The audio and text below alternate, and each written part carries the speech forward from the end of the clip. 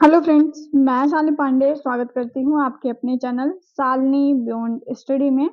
हम बात कर रहे होंगे आज यूनिट 2 पे। मैंने कंप्लीट यूनिट 1 आपको करा दिया है और आज के इस वीडियो लेक्चर में मैं यूनिट 2 पर बात कर रही होंगी। मैं जैसा कि आपको पहले सिलेबस बताती हूँ, तो उसी क्रम में मैं सबसे पहले क्या-क्या चीज़ें आपको पढ़नी है यूनिट 2 में, वो चीज़ें आपको बताते हुए फिर मैं आपको आज के टॉपिक पर ले चलूँगी। सबसे पहला आपका अगर हम बात करते हैं तो आपको लोकोमोटर डिसेबिलिटी के विषय में पढ़ना है कि लोकोमोटर डिसेबिलिटी क्या है। ठीक है, मैंने आपको पहले भी बताया था डिसेबिलिटी लिखा है इसका मतलब अक्षमता से मत लीजिएगा, ये दिव्यांगता के विषय में बात कर रहा है। ठीक है?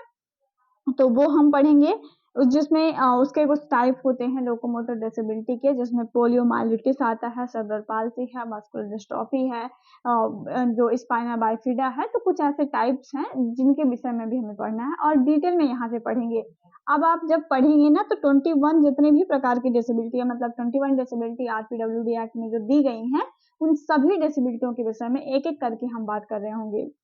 तो सबसे पहले देखते हैं लोकोमोटर डिसेबिलिटी के विषय में पढ़ेंगे।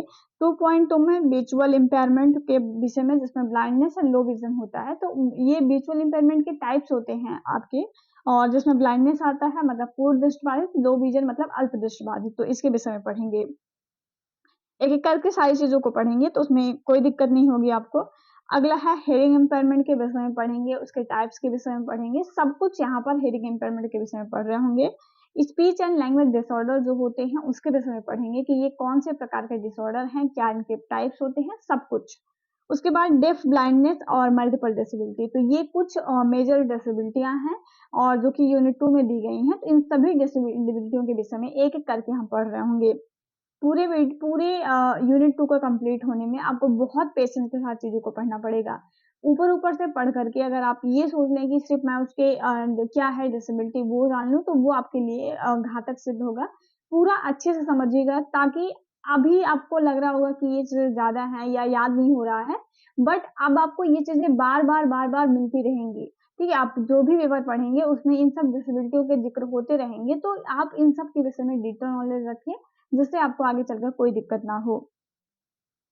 चलिए, तो सबसे पहले हम 2.1 पढ़ रहे होंगे जिसमें हमें क्या है लोकोमोटर डिसेबिलिटी के विषय में जानना है, जिसमें हमें पोलियोमाइलिटिस, सेरेब्रल पाल्सी और मस्कुलर डिस्ट्रॉफी सिलेबस में जो चीज़ें मेंशन हैं वो चीज़ें हम आपको करवा रहे हैं। तो लोकोमोटर डिसेबिलिटी क्या होती है? तो लोकोमोटर जो है वो लैटिन भाषा के शब्द से लोकोमोटर लिया गया है और ये अगर इसकी बात करते हैं तो जनरली हम जब लोकोमोटर डिसेबिलिटी की बात करते हैं, तो हम चलने-फिरने संबंधित जो मतलब जब भी हमारे माइंड में लोकोमोटर शब्द आता है, लोकोमोटर डिसेबिलिटी हम पढ़ते हैं, तो हम जनरली अमूमन ऐसा लेते हैं कि जो चलने-फिरने संबंधित विकलांगता है।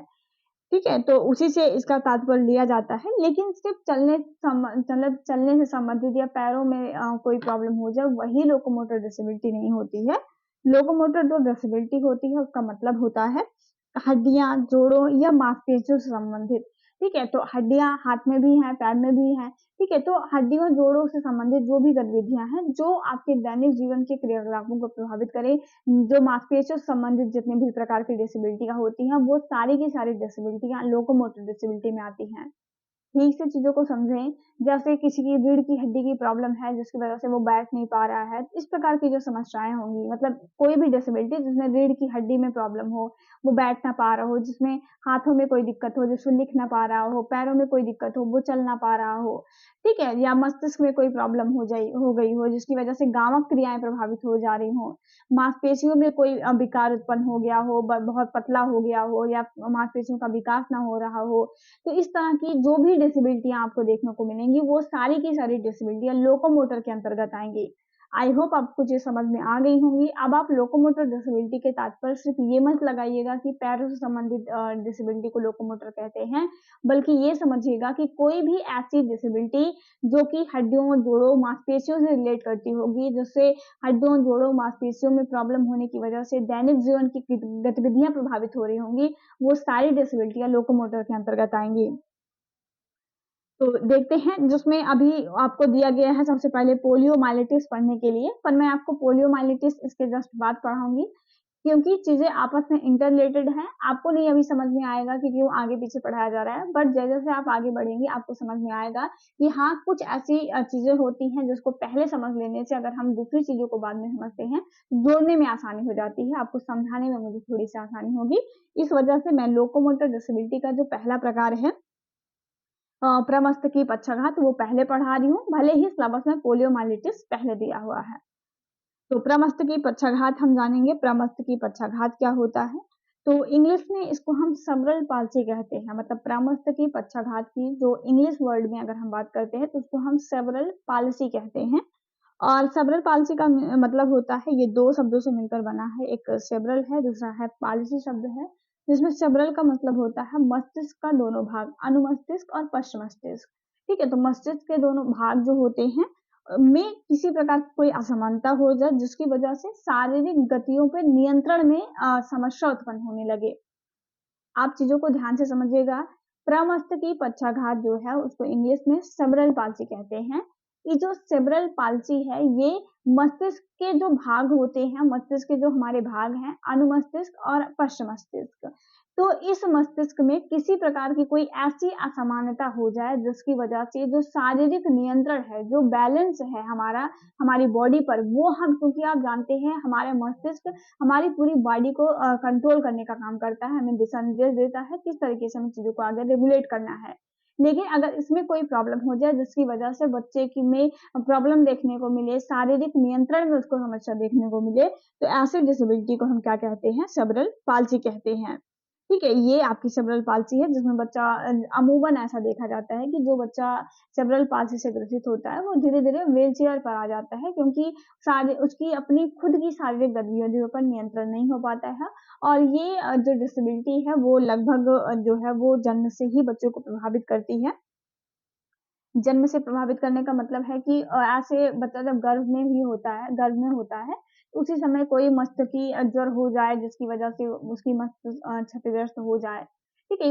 अमूमन इसको हम मस्तिष्क का लकवा भी कह देते हैं। अमूमन ये 3 वर्ष तक के जो बच्चे होते हैं, उनको ही ज़्यादा प्रभावित करता है। मतलब अगर कोई किसी को मान लीजिए सेरेब्रल पाल्सी है तो मतलब होना रहता है तो 3 वर्ष तक ही वो प्रभावित उससे हो सकता है। ऐसा नहीं है कि कोई बच्चा 20 साल का हो गया है तो उसको सेरेब्रल पाल्सी हो जाएगा, नहीं, तो वो अलग डिसेबिलिटी में काउंट होगा। कोई बच्चा अगर वो सेरेब्रल पाल्सी से ग्रसित होना है तो वो लगभग 3 वर्ष तक के बच्चों को ये ज़्यादा प्रभावित करता है, जिसमें मस्तिष्क में किसी प्रकार का दुर्विकार हो जाता है, कोई लकवा मार जाता है, हम ऐसा कह सकते हैं, जिसकी वजह से उसकी बॉडी पर उसका जो नियंत्रण होता है वो खो जाता है। तो वही चीज़ें हैं जो बेस्टो एंड पैरेट, मतलब पैरेट एंड बेस्टो हम कहते हैं, वो लिखा मैंने उल्टा है। ये आप ऐसे पढ़िएगा पैरेट एंड बेस्टो के अनुसार, तो वो चीज़ें याद हो जाएँगी, ठीक है? तो वो चीज़ें इनके अनुसार अगर हम बात करते हैं, तो ये कहते हैं कि जो प्रमस्तकीय पक्षाघात है, एक जटिल है और अप्रगतिशील अवस्था है। मतलब एक बार आपको जितना प्रभावित कर देगी, वो ज़िंदगी भर, मतलब जीवन भर जब तक बच्चा जिएगा, तब तक उतना ही प्रभावित रहेगा। ऐसा नहीं है जैसे हियरिंग इम्पेयरमेंट होता है तो वो एक प्रगतिशील दिव्यांगता होती है। आज आप 60 और 70 पर सुन रहे हैं, जैसे आपकी उम्र बढ़ेगी आप 80-90 पर सुनने लगेंगे, मतलब डेसिबल पर 80 डेसिबल 90 डेसिबल पर सुनने लगेंगे अगर आपको हियरिंग इम्पेयरमेंट है। बट एक बार बच्चे को जितनी सेरेब्रल पाल्सी हो जाती है उतना ही जीवन भर बना रहता है। ये सेरेब्रल पाल्सी की जो अवस्था होती है वो चेंज नहीं होती है। ठीक है, तो जीवन के प्रथम वर्षों में हुई मस्त की क्षत के कारण ये उत्पन्न होती है। जीवन के प्रथम वर्ष मतलब क्या होता है? प्रारंभिक वर्ष आप कह सकते हैं, जो हम अमूमन 5 वर्ष तक मानते हैं। मतलब बच्चे के जन्म से लेकर के 5 वर्ष तक की अवस्था को हम प्रारंभिक अवस्था मानते हैं और इसी वर्ष में, इसी टाइम पीरियड में ये बच्चे को प्रभावित करता है। जैसे आप पोलियो पढ़ते हैं ना, तो मतलब आप पोलियो पढ़ेंगे, तो पोलियो में क्या होता है कि जो छोटे बच्चे रहते हैं, उसी को पोलियो मारता है। ऐसा नहीं कि कोई 25 साल का या 30 साल का हो गया है, तो उनको पोलियो हो जाएगा। पोलियो छोटे बच्चों को होता है, तो पोलियो की ड्रॉप छोटे उम्र में मतलब पिलाई जाती है बच्चों को। ऐसे ही प्रमस्तकीय पक्षाघात भी है कि अगर किसी बच्चे को होना रहता है, तो वो लगभग प्रारंभिक अवस्थाओं में ही बच्चे को प्रभावित कर देता है, जिससे बच्चे का जो मस्तिष्क है, इसे मस्तिष्क का लकवा भी कह देते हैं, तो ये मस्तिष्क पर कोई क्षति हो जाती है जिसकी वजह से जो होता है वो बॉडी का कंट्रोल बच्चे का चला जाता है और जिसके फलस्वरूप क्या होता है, मांसपेशियों में सामंजस्य न होने के कारण कमजोरी से जो है वो अक्षमता हो जाती है और ये अप्रगतिशील है और इसे ठीक नहीं कर सकते हैं। हमने आपको एक बात ज़रूर बताई होगी कि हम किसी प्रकार की डिसेबिलिटी को ठीक नहीं कर सकते हैं। जैसे क्षति है मतलब कोई भी डिसेबिलिटी अगर वो हो गई है, जैसे हियरिंग इम्पेयरमेंट, विजुअल इम्पेयरमेंट, अमूमन कोई भी डिसेबिलिटी है, हम किसी भी प्रकार की डिसेबिलिटी को 100% ठीक नहीं कर सकते हैं। सुधार की गुंजाइश होती है। कोई बच्चा ऐसा है जो मतलब जो है 80 डेसिबल पर सुन रहा है, तो कुछ हियरिंग एड वगैरह दे करके थोड़ा बहुत सुनने की क्षमता उसको मतलब हम प्रोवाइड करवा सकते हैं कि हाँ, वो अब थोड़ा कम डेसिबल पर सुनने लगे, या फिर धीरे-धीरे प्रैक्टिस के थ्रू हम स्पीच थेरेपी दे करके उसको बोलना सिखा सकते हैं। बट उसकी हियरिंग इम्पेयरमेंट को ऐसा नहीं कि बिल्कुल नॉर्मल हम कर देंगे, ऐसा हम नहीं कर सकते हैं। ठीक है, बीमारियाँ ठीक हो सकती हैं पूर्णतः, डिसेबिलिटी ठीक नहीं होती है। तो ऐसे ही प्रमस्तकी पक्षाघात भी जो आपका होता है, वो ऐसा नहीं है कि उसे आप बिल्कुल ठीक कर देंगे, बस इतना है कि आप सुधार की चीज़ें कर सकते हैं। जैसे व्हीलचेयर दे दिया या फिर थोड़ा प्रैक्टिस करवा दिया, तो वहाँ पर कुछ हद तक बच्चे में सुधार हो सकता है। ठीक है, तो 2 चीज़ें याद रखिएगा कि ये इंग्लिश वर्ड जो आपका है सेरेब्रल पाल्सी, जिसका मतलब होता है मस्तिष्क के दोनों भाग में किसी प्रकार की अक्षमता या कमी की वजह से बच्चे की जो कंट्रोल है, बॉडी कंट्रोल है, वो चला जाता है, और ये प्रारंभिक वर्षों में बच्चों को क्षतिग्रस्त मतलब प्रभावित करता है। और अगर हम इसमें बात करते हैं तो लगभग 5 वर्ष तक की एज हम लेते हैं। अप्रगतिशील है और ठीक नहीं किया जा सकता। उसके बाद अगर हम इसके प्रकार की बात करते हैं, तो प्रमस्तकी पक्षाघात जो है उसके प्रकार को हम मुख्यतः 3 भागों में बाँटते हैं, और हर एक भाग के कुछ सब पार्ट्स होते हैं। जैसे तीव्रता के आधार पर लेते हैं तो अति अल्प प्रमस्तकी पक्षाघात होता है, जिसमें बच्चे को बहुत कम मात्रा में ये प्रभावित करता है। बच्चे का सामंजस्य थोड़ा बहुत बना रह सकता है, लेकिन मतलब बच्चा इसमें व्हीलचेयर पर पूरी तरह से नहीं जाता, अपने आप से थोड़ा चल फिर सकता है, या फिर परिवार वालों के थोड़ा सपोर्ट देने की वजह सपोर्ट अगर देते हैं, तो फिर वो 2-4 कदम जो है वो आवागमन में उसको आसानी हो जाएगी। तो ये अति अल्प होता है, जहाँ बहुत कम मात्रा में प्रभावित करता है। अल्प प्रमस्तकीय पक्षाघात होता है, अति अल्प से थोड़ा ज़्यादा प्रभावित होता है बच्चे का। बॉडी कंट्रोल बच्चे का जैसे खाने-पीने पर थोड़ा बहुत हो सकता है, बहुत नहीं होता है, बट थोड़ा बहुत हो सकता है कि जैसे वो चम्मच से उठा करके, अगर आप उसको हाथ से नहीं खा पा रहे हैं, चम्मच से उठा करके प्रैक्टिस करवाएँगे तो वो खाने लगता है, इस तरह का चीज़ें होती हैं। गंभीर प्रमस्तकीय पक्षाघात ऐसा होता है कि बच्चा पूरी तरह से जो व्हीलचेयर होता है, उसपे आ जाता है, वो खुद से कोई काम नहीं कर सकता है। उसके बाद अगर हम बात करते हैं तो प्रभावित अंगों के आधार पर भी वर्गीकरण किया गया है, और यही सबसे इम्पोर्टेंट है। ठीक है? वो आपका जो है तो उतना वो इम्पोर्टेंट नहीं होता जितना ये इम्पोर्टेंट है, ठीक है? इसको मत भूलिएगा, वो आप भूल भी जाते हैं तो कोई दिक्कत नहीं है। तो प्रभावित अंगों के आधार पर इसको हम बाँटते हैं, जिसमें सबसे पहले मोनोप्लेजिया आता है। मोनो मीन्स एक होता है, तो मोनोप्लेजिया का मतलब होता है, तो ये प्रमस्तकीय पक्षाघात का एक ऐसा प्रकार होता है जिसमें कोई एक हाथ या एक पैर जो होता है वो प्रभावित होता है। तो ये आप ध्यान रखेंगे, मोनोप्लेजिया में बच्चे के शरीर का कोई एक हाथ या कोई एक पैर प्रभावित हो जाएगा, कि जैसे मान लीजिए कि मस्तिष्क पर तो कंट्रोल मतलब मस्तिष्क जो है वो जो है प्रभावित तो होता ही है, साथ-साथ उसकी जो बॉडी है उसमें कोई एक हाथ जो है वो पूरी तरह से प्रभावित हो जाए, या कोई एक पैर जो है वो प्रभावित हो जाए। अमूमन हाथ इसमें प्रभावित होता है। हेमिप्लेजिया होता है, इसमें क्या होता है, एक व्यक्ति के मतलब एक बच्चे के एक ही तरफ के हाथ या पैर प्रभावित होते हैं। एक ही तरफ का मतलब है जैसे लेफ्ट एंगल पूरा प्रभावित हो जाएगा, हाथ भी, पैर भी, ठीक है? तो इस तरह से, या फिर राइट साइड, कोई भी एक साइड मतलब बॉडी को अगर हम जो है वो नाक से 2 पार्ट में डिवाइड करते हैं, तो बच्चे को कि कोई एक साइड या तो लेफ्ट या तो राइट उसका पूरी तरह से वो प्रभावित हो जाएगा। मतलब लेफ्ट की मतलब ये क्या है कि हाथ-पैर दोनों, और राइट का मतलब है अगर राइट भी प्रभावित होगा तो एक राइट हैंड और एक राइट लेग, ये प्रभावित हो जाते हैं इसमें। उसके बाद डाइप्लेजिया होता है, डाई मीन्स होता है दोहरा, तो डाइप्लेजिया में क्या है, दोनों पैर जो होते हैं वो प्रभावित हो जाते हैं। कभी-कभी कुछ प्रभाव हाथ पे दिखते हैं, लेकिन जनरली ये देखा जाता है कि अगर किसी बच्चे को डाइप्लेजिया है तो वो दोनों पैर से प्रभावित होता है, मतलब पूरी तरह से चल नहीं पाएगा फिर बच्चा वो। पैराप्लेजिया होता है जिसमें बच्चे के दोनों पैर जो होते हैं वो आपके प्रभावित हो जाते हैं, और क्वाड्रिप्लेजिया होता है जिसमें बच्चे का पूरा शरीर अगर हम बात करते हैं तो वो आपका जो है वो प्रभावित हो जाता है, मतलब पूरी तरह से पूरी बॉडी पर, जैसे हाथ भी प्रभावित है, पैर भी प्रभावित है, ठीक है? बिल्कुल मूवमेंट नहीं हो रहा है, या फिर मूवमेंट हो भी रहा है तो फिर वो किसी की हेल्प से जो है वो कोई काम कर पा रहा है, तो इस तरह से होता है आपका क्वाड्रिप्लेजिया। ठीक है? तो ध्यान रखिएगा, इम्पोर्टेंट है। अगला है चिकित्सीय लक्षणों के आधार पर इसको बाँटा गया है। ठीक है? चिकित्सीय लक्षणों के आधार पर 4 प्रकारों में बाँटा गया है। अभी हम पढ़ते हैं 4 प्रकार कौन-कौन से हैं। तो सबसे पहला आपका होता है स्पासिटी।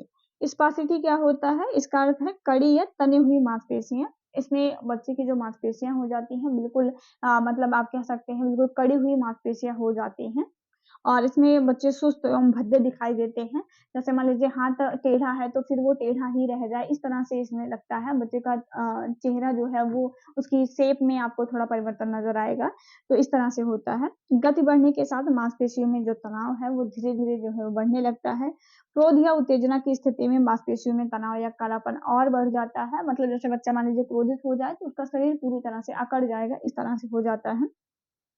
और एथेटोसिस होता है। एथेटोसिस का मतलब होता है अनियंत्रित गति से बच्चा जब अपनी इच्छा से कोई अंग संचालन नहीं कर पाता, तो उसका शरीर अनियंत्रित गति करने लगता है, जिससे जो मांसपेशियाँ हैं वो लगातार तनाव उसमें लगातार जो है वो बदलता रहता है।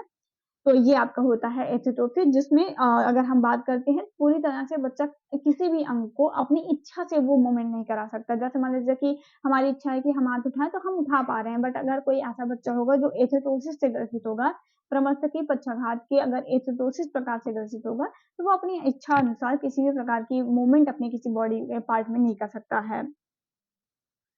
उसके बाद एटेक्सिया होता है। एटेक्सिया मतलब है अस्थिरता भी रहेगी बच्चे में और अनियंत्रितता दोनों रहती है। अस्थिरता का मतलब है कि बच्चा कँपता रहेगा, मतलब शरीर जो है वो स्थिर नहीं रहेगा, कँपता रहेगा शरीर। और अनियंत्रित का मतलब है कि वो अपनी इच्छा अनुसार कोई भी काम भी नहीं कर पाता है, ठीक है? जैसे मान लीजिए लिख रहा है, लिखना मतलब मान लीजिए सपोज़ दैट वो लिख रहा है तो वो बिल्कुल हाथ हिलता रहेगा और वो लिख नहीं पाएगा, ठीक है? तो इस तरह से होता है। बच्चों का संतुलन इसमें खराब हो जाता है, बच्चे बैठने व खड़े होने पर जो है वो गिर जाते हैं। जब पूरी बॉडी जो है वो उसमें कंपन होता रहता है, स्थिरता नहीं होती, तो ये सारी समस्याएँ देखने को मिल जाती हैं। और उसके बाद मिश्रित होता है जिसमें स्पासिटी और एथेटोसिस दोनों के लक्षण देखने को मिलते हैं। स्पासिटी का मतलब कड़ी और तनी हुई जो मांसपेशियाँ हैं, वो आपके देखने को मिल जाती हैं और अगर हम बात करते हैं एथेटोसिस तो अनियंत्रितता इसमें रहती है। मतलब एक में अगर आप देख रहे हैं अटैक्सिया क्या होता है तो अटैक्सिया और मिश्रित दोनों में अंतर होता है। अटैक्सिया में क्या होता है कि बच्चे में अस्थिरता रहती है और अनियंत्रितता रहती है। लेकिन मिश्रित में क्या होता है बच्चे की मांसपेशियों में अस्थिरता नहीं रहती है, कड़ी हो जाती हैं मांसपेशियाँ, ठीक है? बिल्कुल मांसपेशियाँ ऐसी नहीं है कि वो हिलती रहेंगी या कंपन होता रहेगा, वो बिल्कुल मतलब हम कह सकते हैं बिल्कुल टाइट हो जाती हैं, कड़ी हो जाती हैं और वहाँ पर और साथ ही साथ अनियंत्रितता देखने को मिलती है, ठीक है? तो ये आपके कुछ प्रकार थे। उसके बाद अगर हम इसमें बात करते हैं तो ध्यान रखिएगा इसके उपचार हम कैसे कर सकते हैं। अगर कोई ऐसा बच्चा है जो इस तरह से बीमारी से मतलब ऐसा लग रहा है कि हाँ, ये बच्चा अपनी जो है उसको मस्तिष्क का लकवा है, तो एक दवा होती है ब्रेन टॉनिक दवा का नाम है इसका। तो ये हम बच्चे को लगभग 1 वर्ष तक देते हैं, तो थोड़ा बहुत जो सुधार है उसमें हो सकता है। चिकित्सीय व्यायाम कराया जाता है, अगर कोई बच्चा इस तरह से ग्रसित होता है, तो ज़्यादा से ज़्यादा उसको फिज़िकल जो मूवमेंट है वो बच्चे का कराया जाता है प्रैक्टिस के थ्रू। बार-बार चीज़ों को कराया जाता है ताकि उसके जो हाथ-पैर है या मांसपेशियाँ जो कड़ी हो गई हैं या फिर अनियंत्रित हो गई हैं कँप रही अस्थिरता जो है वो थोड़ा-बहुत सुधार किया जा सके। हमने आपको पहले ही बताया कि पूरी तरह से आप ठीक नहीं कर पाओगे, सुधार कर सकते हो। उसके बाद व्यावसायिक चिकित्सा हम देते हैं, जैसे कुछ थोड़ा-बहुत हैंडीकैप्ड की चीज़ें इनको सिखा देना ताकि भले ही व्हीलचेयर पर हैं बट अपनी लाइफ़ स्किल को थोड़ा-सा एन्जॉय कर सकें, इस वजह से इनको ये सारी चीज़ें सिखाई जाती हैं। तो ये था आपका प्रमस्तकीय पक्षाघात। मैंने जो इम्पोर्टेंट फैक्ट हैं वो इसमें कवर करने का प्रयास किया है। कोई चीज़ छोड़ी नहीं गई है, फिर भी मैं एक बार इसको चेक आउट कर लूँगी, ठीक है? क्योंकि अभी मैं बहुत जल्दी में ये पीडीएफ आपको मतलब बना के आपको दे रही हूँ। तो अगर इसमें कोई भी चीज़ छूटी होगी, तो वो मैं आपको ऐड ऑन कर दूँगी अगले पार्ट में, जहाँ पर हम पोलियोमाइलिटिस जो है वो पढ़ रहे होंगे। छोटे-छोटे टर्म में हम एक-एक लेक्चर में पढ़ेंगे, अभी बहुत टाइम है, आराम से कर लेंगे, कोई दिक्कत नहीं है। तो मिलेंगे नए वीडियो में और वीडियो पसंद आए तो लाइक शेयर ज़रूर कर दीजिएगा और एक बात अपने सारे दोस्तों को जो भी आपके फ्रेंड सर्कल में जो भी डीएड कर रहे हो आप उन्हें ज़रूर बताएँ। क्लासेस चल रही हैं, अभी आप जॉइन कर लें वरना लास्ट में आप क्लासेस ऐसे ढूँढते रहेंगे, तो फिर आपके पास पेड बैच के अलावा कोई और ऑप्शन नहीं बचेगा। ठीक है? तो अभी अभी से आप क्लासेस जो चल रही हैं फ्री ऑफ कॉस्ट हैं और मुझे टाइम मिला तो मैं सारे सब्जेक्ट करा दूँगी। ठीक है? मैं सारे के सारे सब्जेक्ट यूट्यूब पर करवा दूँगी आपको सेम ऐसे ही जैसे मैं आपको ये करवा रही हूँ। बट उसके लिए कंटिन्यू आपको बने रहना है, साथ ही साथ ज़्यादा से ज़्यादा बच्चों को इसमें जोड़ना है। तब तक मिलेंगे नए वीडियो में, तब तक अपना ख्याल रखें। जय हिंद, वंदे मातरम।